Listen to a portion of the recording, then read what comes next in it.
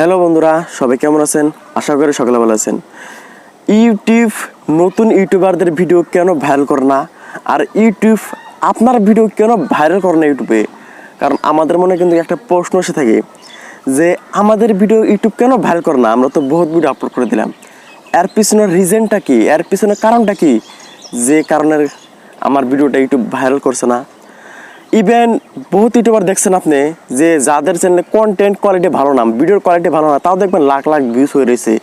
আর তার সাথে আপনি হাজার গুণ কোয়ালিটিতে ভিডিও বানাচ্ছেন ইউটিউবে, আপনার ভিডিওতে ভিউজ হয় 10টা 5টা। এটা কেন হয়? আপনার চ্যানেলে ভিউজ এরকমভাবে কেন আসে না? আর এটা যদি আপনি জানতে চান যে আপনার চ্যানেলে কেন ভিউজ আসে না, বা আপনার চ্যানেল ইউটিউব কেন প্রমোট করছে না, ইউটিউব আপনার চ্যানেলে কেন ভাইরাল করছে না, যদি এটা জানতে চান তাহলে ভিডিওটা স্ক্রিপ্ট করেন না। যদি ভিডিও স্ক্রিপ্ট করেন তার ক্ষেত্রে কিছুই বুঝতে পারবেন না। তো মূল ভিডিওতে চলে যাই। প্রথমে চলে আসি ইউটিউব নতুন ইউটিউবারদের ভিডিও কেন ভাইরাল করে না। এটার পিছনে ফার্স্ট কারণ যেটা রয়েছে, ফার্স্ট যেটা কারণ সেটা হচ্ছে যখন একটা নতুন ইউটিউবার ইউটিউবে যখন প্রথম চলে আসার পরে তখন কিন্তু একটা ওই ইউটিউবারটা কিন্তু প্রথম যে ভিডিওটা আপলোড করে ওই ভিডিওতে দেখবেন ভালো পরিমাণে ভিউজ আসে। ইভেন যেটা আপনি প্রথম যেটা ভিডিও আপলোড করছিলেন আপনার চ্যানেলে, প্রথম অবস্থায় দেখবেন আপনার চ্যানেলে ভালো পরিমাণে ভিউজ চলে এসেছে। দেখবেন প্রথম ভিডিওতে 20টা 30টা 40টা ভিউজ চলে এসেছে। যখন ওই চ্যানেলে যখন আরও 20-30টা ভিডিও আপলোড করে দিলেন, দেখবেন ওই চ্যানেলে ভিউজ হয়ে থাকে 3টা 4টা 5টা। সারা দিন কষ্ট করে একটা ভিডিও আপলোড করে যদি ওই চ্যানেলে 3টা 4টা 5টা ভিউজ চলে আসে, তার ক্ষেত্রে কিন্তু একটা ক্রিয়েটারের খুবই কষ্ট হয়। আর ওই সময় ইউটিউব আপনাকে কেন সাহায্য করে না, এটা কি আপনি জানতে চান? আপনাদেরকে এটা বলে দিই। দেখেন, ওই সময় ইউটিউব আপনাকে সাহায্য করে না। ওই সময় যে সময়ে আপনার চ্যানেলে 3 থেকে 4টা 4 থেকে 5টা ভিউ চলে আসবে, ওই সময় ইউটিউব যেটা অ্যালগরিদম আছে ওটা আপনাকে পরীক্ষা করে। এখন বলতে ভাবছি এটা ইউটিউব কি আমাকে পরীক্ষা নিচ্ছে? হ্যাঁ, ইউটিউব কিন্তু আপনাকে পরীক্ষা নিয়ে থাকে। যখন আপনার চ্যানেলে প্রথম ভিডিও আপলোড করবেন তখন দেখবেন আপনার চ্যানেলে ভালো পরিমাণে ভিউজ চলে আসবে।